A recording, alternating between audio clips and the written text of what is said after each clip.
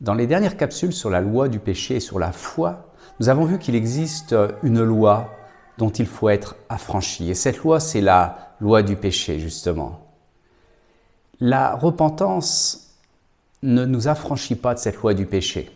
La preuve en sont toutes ces personnes qui se sont repenties sincèrement et qui continuent de lutter encore et encore contre leur péché. Nous devons acquérir une nature qui domine sur le péché. Et pour l'obtenir, il faut obéir à celui que nous avons choisi comme notre Seigneur, à savoir Jésus-Christ.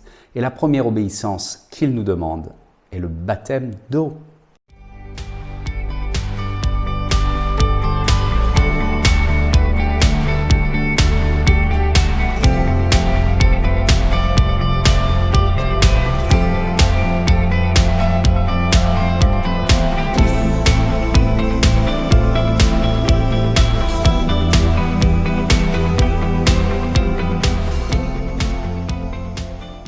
Bonjour à tous, une fois de plus merci pour tous vos commentaires très encourageants et pour votre fidélité. Nous allons traiter cette fois-ci le thème du baptême et ce thème sera traité au moins sur 2 capsules car il est difficile d'en venir à bout en quelques minutes. Nous pouvons voir dans Marc 16 que celui qui croit et sera baptisé sera sauvé. C'est Jésus lui-même qui le dit. Dans Jean 3, Jésus dit également « Celui qui naît d'eau et d'esprit rentrera dans le royaume des cieux. » Ou plutôt, celui qui ne naît pas d'eau et d'esprit ne rentrera pas dans le royaume des cieux. Les catholiques prêchent le baptême comme un acte qui fait passer de l'enfer au paradis, comme une barrière à sauter, d'un côté perdu, de l'autre sauvé. Les évangéliques prêchent le baptême comme un symbole, comme une confession de notre foi, comme un signe extérieur de notre foi, parfois même comme un signe d'appartenance à une dénomination, ce qui est d'ailleurs le cas des catholiques, car ils baptisent dans le nom de la Sainte Église catholique. Oublions un instant nos dénominations, nos traditions, notre expérience, et voyons ce que dit la parole de Dieu sur le baptême. Fait curieux, le mot baptême est un des rares mots de la Bible qui n'a pas été traduit. En grec, on dit baptisma, en anglais baptism, en français, on parle de baptême. Vous voyez, ce sont des mots qui ne donnent pas une signification réelle. Cela donne même un côté un petit peu mystique à ce mot. Quand un bateau fait naufrage en Grèce, on dit qu'il a été baptisé, ce qui signifie plonger, immerger. C'est une image qui nous parle beaucoup. Mais le fait de ne pas avoir traduit ce mot amène des contresens très importants. C'est ce qui a amené déjà d'une part le baptême par aspersion, qui n'a plus rien à voir avec une immersion ou un plongeon. Ça amène également un non-sens sur le sens réel du baptême, à savoir que dans le baptême, nous mourons avec Christ, nous sommes ensevelis avec lui dans les eaux du baptême et nous ressuscitons comme Christ lui-même est ressuscité, comme une nouvelle créature, née non plus de la chair, mais de l'Esprit de Dieu. Beaucoup de gens ne réalisent pas ça et passent leur vie comme des pécheurs en sursis. Pour illustrer cette mort à notre ancienne vie, il existe un témoignage très intéressant. Ce sont 2 amis d'enfance. L'un tourne bien, l'autre tourne mal. Et celui qui tourne mal en veut à sa vie. Mais avant de mourir, il voudrait quand même rencontrer de nouveau son ami qu'il a perdu de vue. Il ne le trouve pas après bien des recherches et il va voir une voyante, ce que je ne vous encourage d'ailleurs pas à faire. Et la voyante trouve une maison, un quartier, une ville, mais lui dit « J'ai une mauvaise nouvelle, votre ami est mort ». Et là, choc, comment ça? Comment peut-il être mort? Nous sommes si jeunes. Un peu désespéré, il la quitte et puis il se dit « Néanmoins, avec les informations qu'elle m'a données, je vais essayer de chercher sa maison ». Il va à Londres, telle qu'elle lui indiquait, et trouve la maison. Alors là, il va frapper en se disant « Je vais peut-être rencontrer sa femme, ses enfants, je ne sais pas ».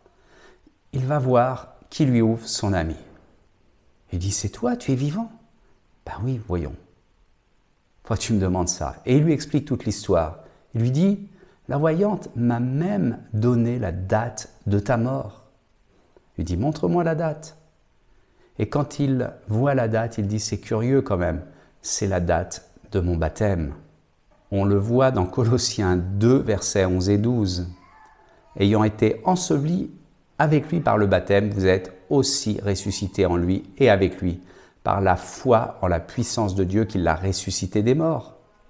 Romains 6,3, ignorez-vous que nous tous qui avons été baptisés en Christ, c'est en sa mort que nous avons été baptisés. Ce qui montre bien de mourir avec Christ, d'être ensevelis avec lui, ressuscité avec lui. Mais quand nous ressuscitons, nous ne sommes plus la même personne. Nous perdons notre nature adamique et récupérons une nature née de l'Esprit de Dieu, capable de vaincre le péché. Alors, je ne vais pas citer tous les versets maintenant, mais nous parlons de mourir avec Christ, de mourir au péché, de revêtir Christ, de laver ses péchés.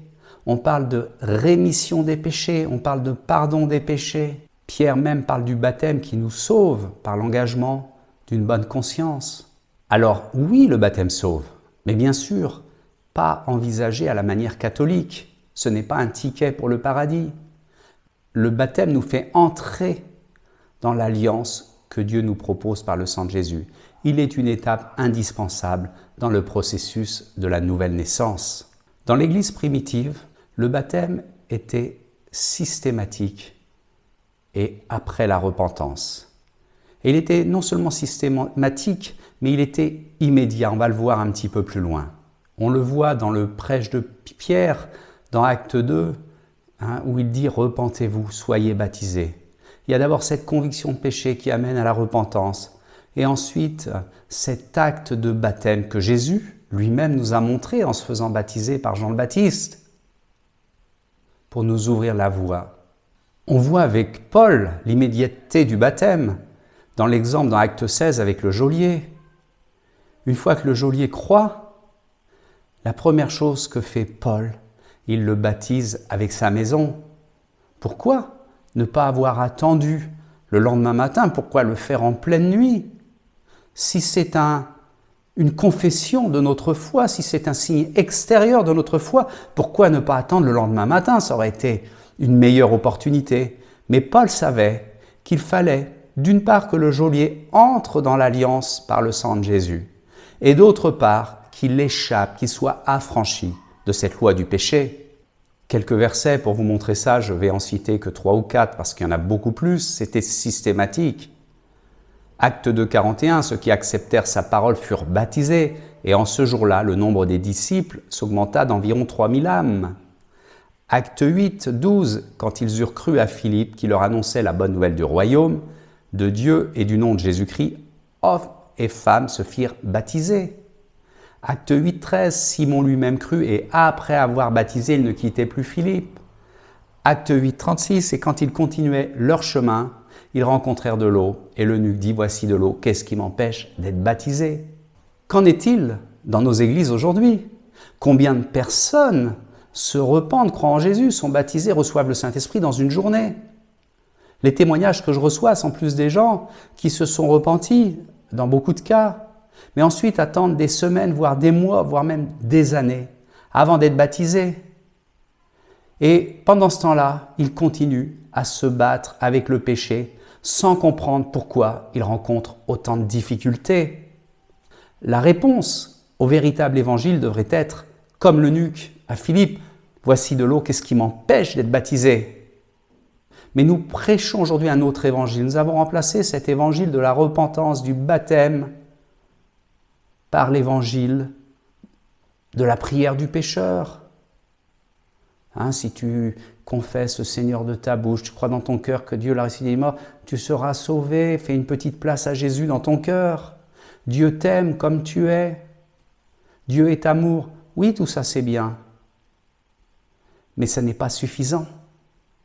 Cela ne fait pas passer les personnes par la nouvelle naissance. Cela ne les amène pas à changer de nature. Alors nous allons arrêter là pour aujourd'hui. Nous allons continuer néanmoins la prochaine fois sur le baptême, en regardant quelques points de polémique, à savoir, mais le brigand sur la croix n'était pas baptisé, Jésus lui a pourtant dit qu'il serait au paradis avec lui, donc pas besoin d'être baptisé. En quel nom devons-nous être baptisés? Mais le baptême, devons-nous le faire? N'est-ce pas une œuvre?